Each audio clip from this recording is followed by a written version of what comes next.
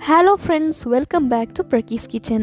இன்றைக்கி நாங்கள் instant jalebi recipe தான் பார்க்க போகிறோம். அதுவும் வீட்டில் ரொம்பவே ஈஸியாக கிறிஸ்பி அண்ட் ஜூஸியான ஜிலேபி எப்படி பண்ணுறதுன்னு பார்க்க போகிறோம். இதுக்கான சிம்பிள் டிப்ஸும் நான் உங்களுக்கு கொடுக்க போகிறேன். வாங்க எப்படி பண்ணுறதுன்னு பார்க்கலாம். இப்போ ஒரு பாத்திரத்தில் 1 கப் அளவுக்கு மைதா மாவு சேர்த்துக்கொள்ளுங்க. இதில் அளவுகள் ரொம்பவே முக்கியம். அப்போ தான் உங்களுக்கு பர்ஃபெக்டான ஜிலேபி வரும். 2 டேபிள் ஸ்பூன் அளவுக்கு கடலை மாவு சேர்த்துருக்கிறேன். 2 டேபிள் ஸ்பூன் அளவுக்கு கார்ன்ஃப்ளோர் சேர்த்துருக்கிறேன். 2 டேபிள் ஸ்பூன் அளவுக்கு தயிர் சேர்த்துருக்கிறேன். 1/2 டீஸ்பூன் அளவு பேக்கிங் சோடா, கூடவே 1/2 டீஸ்பூன் அளவுக்கு உப்பு சேர்த்துக்கொள்ளலாம். ஃபுட் கலரிங் ஆரஞ்சு கலரில் 2 ட்ராப்ஸ் அளவுக்கு சேர்த்துக்கொள்ளுங்க, நல்ல கலர் கொடுக்கறதுக்காக. கூடவே 1 டீஸ்பூன் அளவுக்கு வினிகர் சேர்த்துக்கொள்கிறேன். நாங்கள் இன்ஸ்டண்ட்டாக பண்ணுறதால அந்த புளிப்பு சுவைக்காக அதை சேர்த்துருக்கிறேன். 1 டேபிள் ஸ்பூன் அளவுக்கு நெய் சேர்த்துக்கொள்ளலாம்.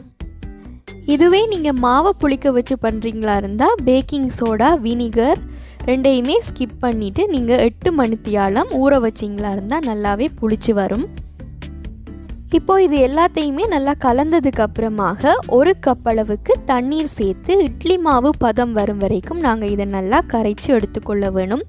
ரொம்பவே தண்ணியாகவும் கரைக்கக்கூடாது, ரொம்பவும் கட்டியாகவும் கரைக்கக்கூடாது.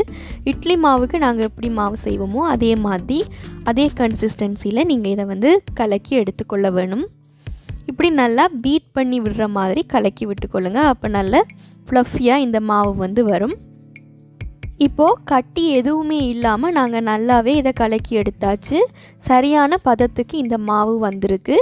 இப்போ இதை ஒரு லிட் போட்டு மூடி ஒரு 10 நிமிஷம் நீங்கள் இப்படியே வச்சிடுங்க. அதுக்கிடையில் நாங்கள் சுகர் சிரப் செய்திடலாம்.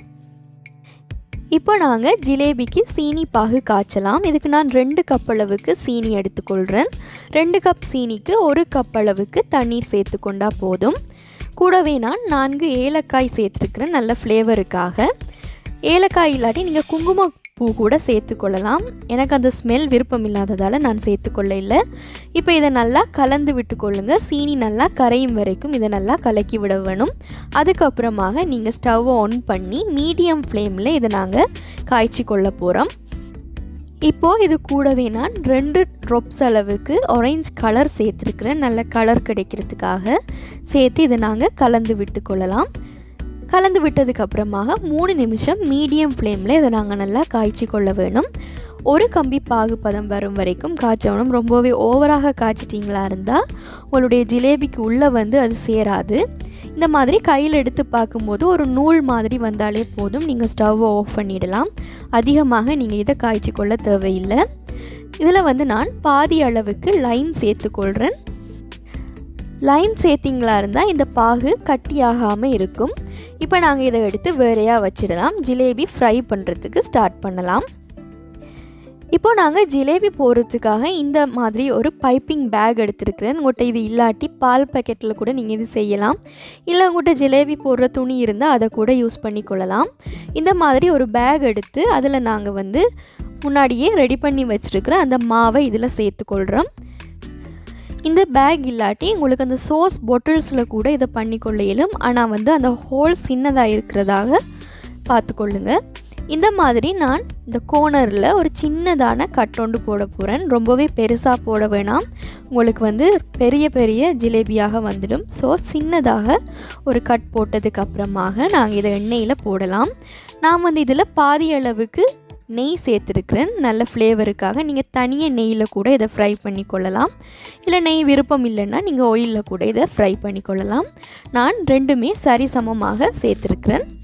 இப்போ இந்த மாதிரி ஷேப்பில் நீங்கள் ஜிலேபியை போட வேணும். போடும்போது லோ ஃப்ளேமில் வச்சுக்கொள்ளுங்க. எண்ணெயை ஹீட் பண்ணதுக்கப்புறமாக லோ ஃப்ளேமுக்கு வச்சுட்டு நீங்கள் இந்த மாதிரி போட்டுக்கொள்ளுங்க, இல்லாட்டி ஃபாஸ்ட்டாகவே கரைஞ்சி போயிடும்.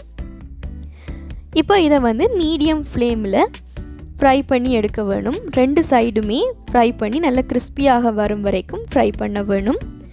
நீங்கள் பாத்திரம் எடுக்கும்போது இந்த மாதிரி தட்டையான பாத்திரமாக எடுத்தீங்கன்னா உங்களுக்கு ஈஸியாக இருக்கும். தட்டையான பாத்திரத்தில் 3ஆக பிரித்து 1 பங்கு அளவுக்கு மட்டும்தான் நீங்கள் எண்ணெய் சேர்க்க வேணும். அதிக அளவான எண்ணெய் சேர்க்கக்கூடாது. ரொம்பவும் குறைவாகவும் எண்ணெய் சேர்க்கக்கூடாது. பாத்திரத்தில் நான் சொன்ன மாதிரி 3ஆக பிரித்து ஒரு பங்களவு மட்டும் சேர்த்துக்கொள்ளுங்க. இப்போ இது 2 சைடுமே நல்லா ஃப்ரை ஆகி வந்தாச்சு. இதை நாங்கள் எடுத்து அப்படியே சுகர் சிரப்பில் போட்டுடலாம். சூடோடவே நீங்கள் இதை போட வேணும். அதோட சுகர் சிரப்பும் லைட்டான ஒரு சூடாக இருக்க வேணும். போட்டதுக்கு அப்புறமாக நீங்கள் அந்த ஸ்பூனாலேயே இதை நல்லா அமுழ்த்தி விட்டு கொள்ளுங்க. அப்போ தான் அந்த சுகர் சிரப் உள்ளே இறங்கி நல்லா ஜூஸியாக வரும். ஸோ லைட்டாக இந்த மாதிரி ப்ரெஸ் பண்ணி விட்டுக்கொள்ளுங்க. ஒரு 30 செகண்ட் நீங்கள் இந்த மாதிரி 2 சைடுமே மாற்றி விட்டு ப்ரெஸ் பண்ணி விட்டிங்களானே போதும். இப்போ அந்த சுகர் சிரப் எல்லாமே நல்லா உள்ளே இறங்கி ஜிலேபி ரெடி ஆகியாச்சு. இதை நீங்கள் இன்னொரு பிளேட்டுக்கு மாற்றி கொள்ளலாம்.